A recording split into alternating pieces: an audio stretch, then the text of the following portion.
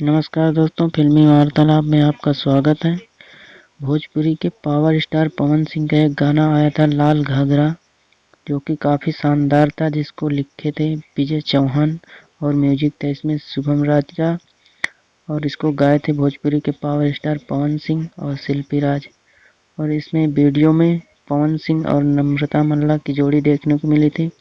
गाना बहुत लाजवाब था और बहुत शानदार था, जो कि बहुत बड़े रिकॉर्ड बनाया था ये गाने ने।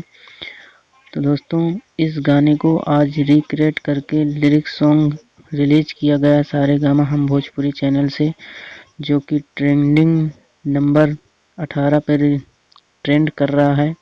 सुबह ये 29 नंबर पे ट्रेंड कर रहा था यूट्यूब म्यूजिक सेक्शन में, और अभी जब तक मैं वीडियो बना रहा हूँ तब तक में ये 18 नंबर पर ट्रेंड कर रहा है।